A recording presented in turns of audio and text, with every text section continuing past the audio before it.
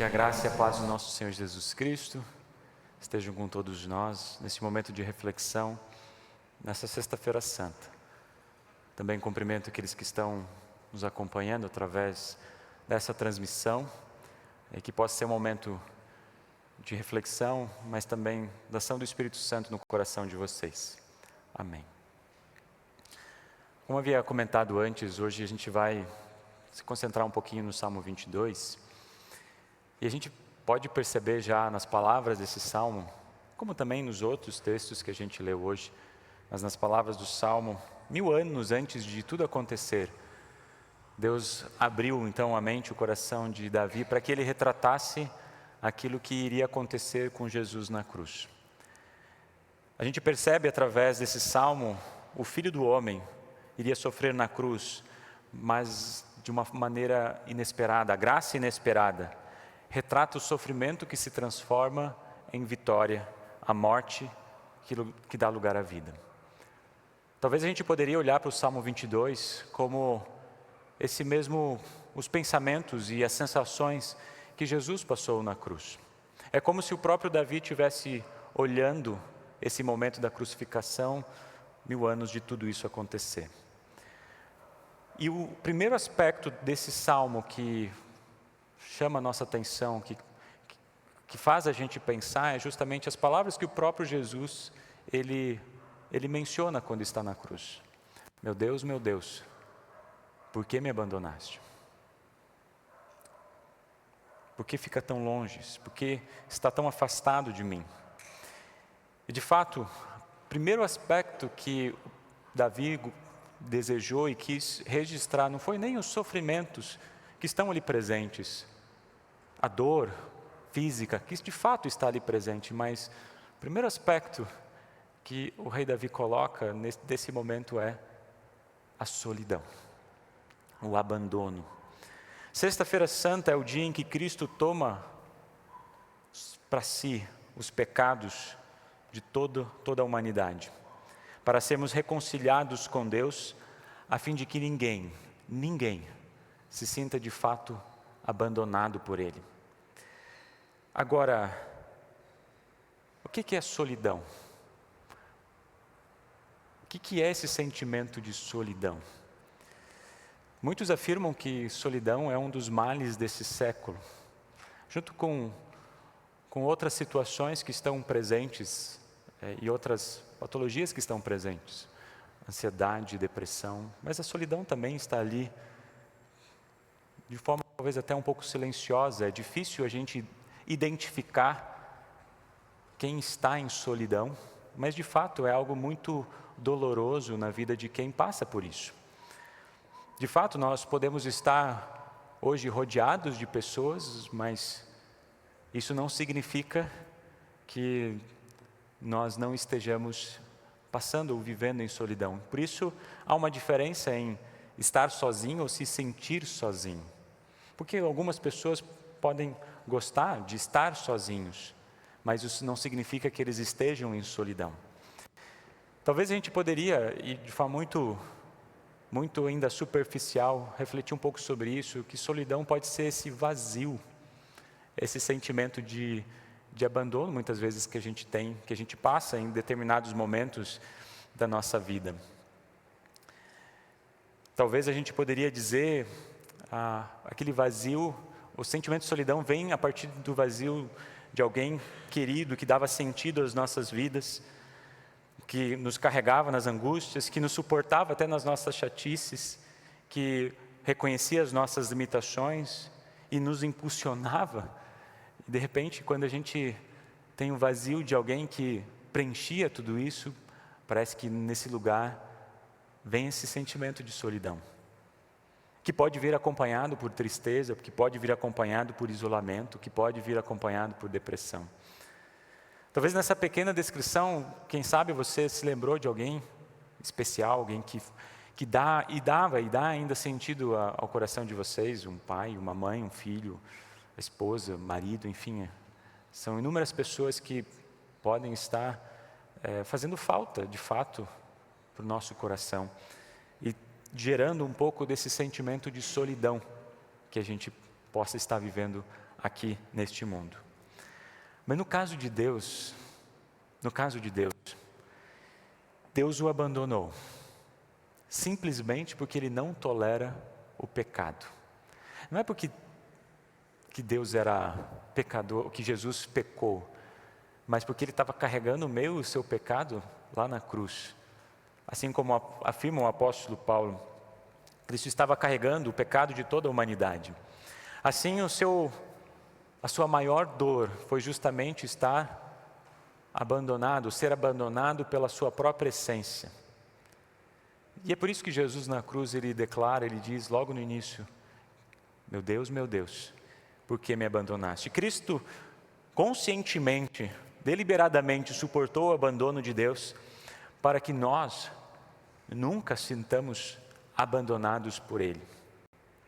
Sim, eu acho que nós frequentemente sentimos e temos essa sensação de solidão em nossas vidas. Sim, nós temos isso. Nós temos situações que geram esse vazio no nosso coração. Parece que alguma coisa falta, que alguma coisa não está completa.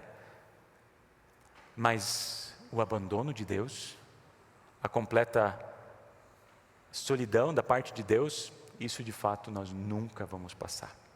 Não, isso não. Enquanto estivermos vivos, Deus sempre estará nos erguendo, nos consolando, nos amparando, nos cuidando, para que um dia a gente possa estar plenamente com Ele no paraíso. O abandono, a solidão completa, ela só pode vir, ela só acontece no julgamento final, apenas para aqueles que morreram sem Jesus. E por isso eu quero brevemente refletir sobre um outro aspecto. E é importante a gente refletir sobre isso, sobre o inferno. E facilmente a gente pode chegar a essa conclusão, baseado nos textos, que o único lugar onde há total ausência da presença do Senhor é no inferno. É o único lugar onde há total ausência, me sinto um pouco redundante, da presença do Senhor, é no inferno. Por quê? Porque eu entendo que tudo aquilo que é bom, tudo aquilo que é perfeito, ele vem do Senhor. Vocês conseguem imaginar uma vida aqui sem a total presença de Deus? É impossível. É impossível porque o próprio Deus fala lá em Atos capítulo 14, que tudo aquilo que é bom vem do Senhor. Tudo aquilo que é perfeito vem do Senhor. Ele cuida de nós, Ele envia chuvas, Ele nos dá o alimento. Então a gente pode até dizer, se você tem mais um dia de vida, agradeça. Agradeça porque Deus está te cuidando. Se você tem alguém do teu lado, e eu vejo muitos se abraçando aqui para abraçar, agradeça. Louve a Deus, não se esqueça, Deus te deu alguém para amar. Se você tem algo para se alimentar, e depois deste culto, possivelmente vocês vão se reunir em família, reconheça, foi Deus que te deu esse alimento. Para que você tenha forças para desempenhar as tuas vocações, os teus dons no dia a dia da sua vida. E a celebrar em família. A total ausência de Deus, ela não é percebida aqui. Apenas no inferno. É por isso que esse lugar é frequentemente colocado no texto bíblico como um lugar de dor, de sofrimento, de angústia, de desespero, de choro, enfim. Aqui nós não estamos no inferno, porque Deus está presente, mesmo para aqueles que não são seus, mesmo para aqueles que ainda não creem, mesmo para aqueles que estão com o coração endurecido, Deus continua cuidando, fortalecendo, amparando. Mas de uma forma muito especial, para aqueles que são dele, para aqueles que foram recebidos no batismo, para aqueles que celebram, estão reunidos em culto, Deus se manifesta e a sua presença é percebida de uma maneira muito diferente e muito mais próxima. Deus se manifesta por meio da sua palavra, que fala direto ao nosso coração. Mas Deus se manifesta pelos seus meios da graça, pelos sacramentos, pelo batismo, pela ceia, que revela a sua presença já aqui entre nós.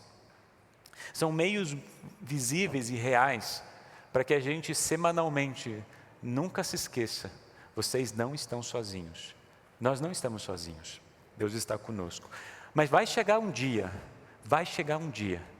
que nós estaremos plenamente na presença do Senhor, nesse novo céu e na nova terra, com nossos corpos ressuscitados, celebrando a nova criação que Deus tem preparado para nós. E vamos estar na presença do Deus Todo-Poderoso de uma forma plena e real.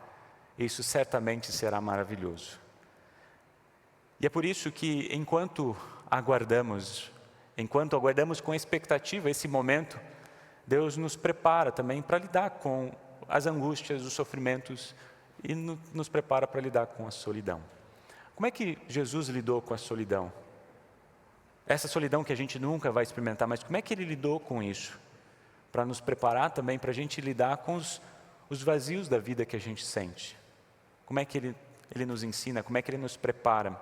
O Salmo 22 nos ajuda muito nesse sentido. Porque quando a gente olha, antes de entrar no Salmo, quando a gente olha as últimas palavras de Jesus na cruz, a gente vai perceber esse detalhe interessante. A gente já fez aqui um culto de Sexta-feira Santa só enfatizando as últimas palavras de Jesus na cruz. Mas em resumo, as 7 palavras de Jesus na cruz, 4 delas, elas se preocupam justamente comigo e com você.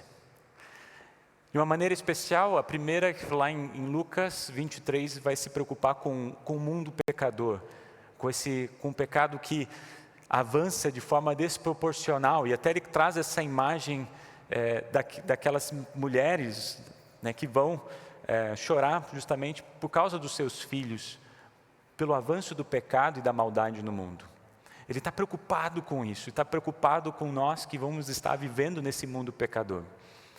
Jesus também estava preocupado com aqueles que estavam com corações endurecidos. E o Salmo mostra isso, Isaías mostra isso, o próprio Evangelho mostra isso. As pessoas estão diante deles, dividindo túnicas, tentando fazer, debochando e olhando Jesus dessa maneira. E por isso lá, em Lucas 23, também a gente vai ter Jesus dizendo: Pai, perdoa essa gente, porque eles não sabem o que estão fazendo.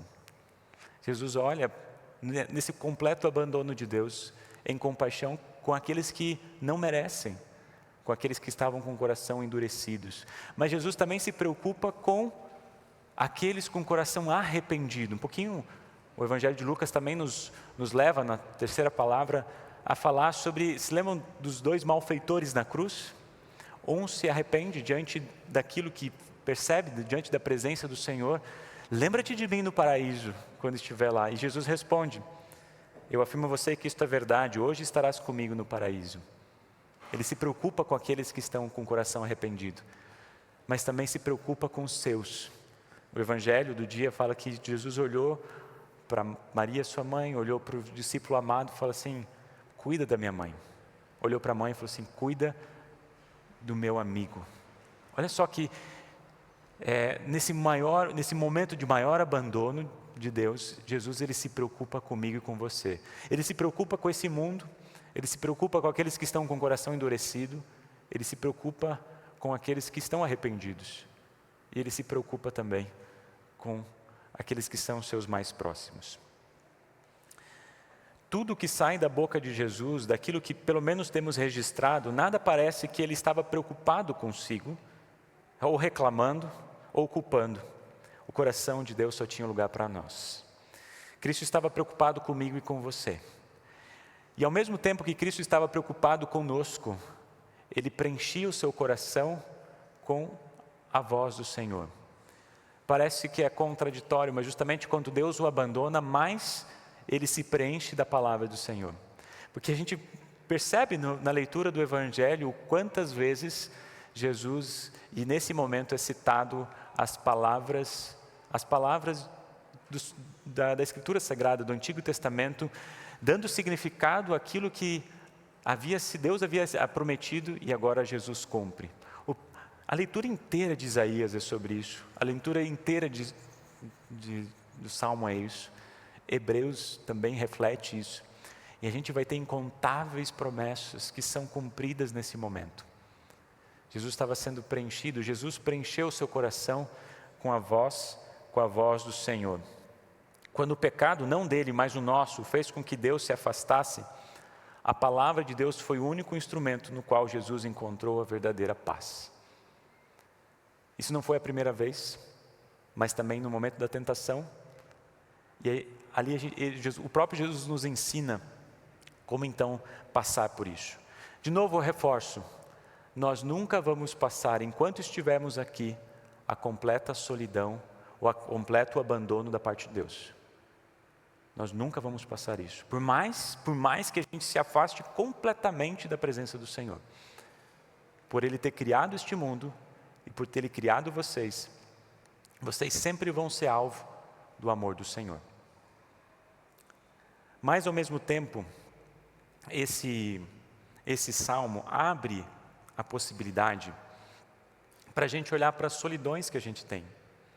E de fato, várias circunstâncias da nossa vida, a gente vai ter momentos onde esse vazio vai se tornar muito forte. Onde nosso coração, a nossa mente, o nosso pensamento parece que vão ser engolidos por isso. Como lidar com a solidão? Como vencer a solidão? Como a palavra de Deus nos instrui, nos orienta e nos consola. Talvez o primeiro aspecto que esse salmo, coloquei apenas 4 aspectos, mas o primeiro aspecto é se preenchendo da voz do Senhor. Se preenchendo daquilo que Deus tem falado para nós. Não é à toa que a cada encontro que a gente tem aqui na igreja, a gente sempre lembra uma história da palavra do Senhor, não é mesmo? Pode ser do profeta de Abraão, de Moisés, ou qualquer uma história do Novo Testamento, independente da história, todas elas nos ajudam a conhecer quem Deus é. E como Deus cuida no meio e nas situações onde aquele momento, aquela angústia, aquela pessoa está passando, como é que Deus lida com isso? É o que o Salmo, no versículo 4, ele nos fala. Os nossos antepassados puseram a sua confiança em Ti, eles confiaram em Ti e Tu os salvaste. Eles pediram ajuda, escaparam do perigo, confiaram em Ti e não ficaram desiludidos. Todas as vezes em que temos a oportunidade de conhecer a voz de Deus que foi colocada e foi registrada aqui, a gente está ouvindo como Deus responde os nossos gritos de socorro.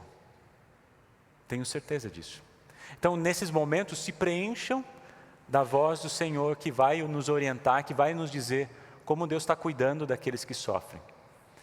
Mas também, esse momento pode ser uma oportunidade para a gente lembrar de como Deus tem cuidado da nossa vida desde o nosso nascimento. Olha o versículo, quem tem o Salmo aberto, versículo 9 e 10. O 9 e 10 diz assim: No entanto, ó Deus, Tu me trouxeste ao mundo quando eu nasci. E quando eu era criancinha, Tu me guardaste. Desde o meu nascimento fui entregue aos Teus cuidados. Desde que nasci, Tu tens sido meu Deus. Olhe desde o momento do teu nascimento e perceba o quanto você foi cuidado, sustentado e amparado por esse Deus. Ao ponto de você hoje estar aqui, na presença dEle, cantando e louvando o seu grandioso nome. Não só olhar para aquilo que Deus tem registrado, mas olhar para aquilo que Deus tem feito na nossa vida, de forma muito pessoal. E o terceiro aspecto é lá no versículo 19, a gente pegar tudo isso e colocar isso em oração. Ó Senhor Deus, não se afaste de mim, vem depressa me socorrer. Eu olho para aquilo que Deus tem feito, como Deus cuida. Eu olho para aquilo que Deus tem feito na minha vida, de forma muito particular, e coloco tudo isso em oração. E a oração nada mais é do que se apropriar daquilo que Deus promete para nós, clamando e pedindo ao Senhor, vem depressa, vem me socorrer, me ajude, esteja comigo, me sustente, me ampare. E quando a nossa vida está preenchida da palavra e de oração, qual que é o resultado? Quando nosso coração está preenchido de ouvir a voz de Deus e colocar essa voz de Deus em oração, quando esses dois aspectos se unem e se casam, o que flui das nossas bocas e corações? Louvor e adoração, não é? Quando eu ouço a palavra de Deus e quando eu coloco essa palavra de Deus em prática, em oração, o que flui é louvor. Versículo 22 a 24, a gente tem as palavras: Então cantarei a minha gente o que tens feito. Na reunião do povo eu te louvarei, dizendo: Louvem a Deus o Senhor, todos que o temem. Descendentes de Jacó, prestem culto a Deus. Povo de Israel, adore o Senhor. Na reunião do povo, no momento de comunhão, na presença do Salvador, Nossos corações então são preenchidos de uma vontade de louvar, de agradecer, de cantar, de adorar, porque é isso que o Senhor faz na minha vida e no meu coração. O Salmo 22 nos ensina e nos aponta para esse maior momento de dor e sofrimento que Jesus passou na cruz, que não foram tantas dores físicas, mas foi esse abandono de Deus. Mas Ele fez isso em amor a nós, para que nós nunca nos sintamos abandonados por Ele. Deus, nesse momento, Ele se importou com nós pecadores, com aqueles que estavam com corações endurecidos, mas também com aqueles que estavam com corações arrependidos. Ele se preocupa com você. E nesse momento de se preocupar, Ele também se preencheu da palavra do Senhor, cumprindo tudo aquilo que Deus havia dito. Isso serve para nós, não apenas como uma orientação, uma instrução, mas Deus propriamente está presente para preencher o nosso coração, tanto com as promessas que Ele vem revelando ao longo da sua palavra, revelando na nossa vida de forma particular, do seu cuidado por nós, nos ensinando através da oração que nós estamos sendo cuidados para reverberar tudo isso em louvor, adoração, em culto, em gratidão. Para que na cruz Jesus possa dizer em alto bom som: está consumado, está tudo pago. De fato, quem sabe talvez alguns de nós estejamos hoje caminhando e a caminhada seja um pouco mais difícil, pelas solidões, pelos vazios que a gente vai carregando.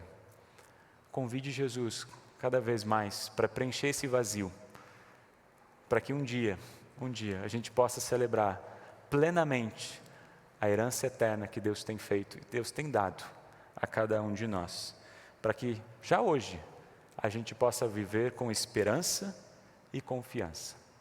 Sexta-feira Santa não é o fim, mas é o início da liberdade e do perdão que Deus fez por cada um de nós. Deus fez por você. Amém. Nos colocamos em pé. As palavras do Cria em Mim, do ofertório agora, elas nos levam a justamente olhar para o Salmo. E olha, eu não tenho palavras suficientes para expressar meu louvor e gratidão. E às vezes, no momento de solidão, não sei se a gente tem condições, muitas vezes, de expressar louvores e gratidão. Então a gente se utiliza daquilo que o Senhor nos dá. Cria em mim, coloca no meu coração palavras que possam gerar satisfação e consolo. Então cantemos.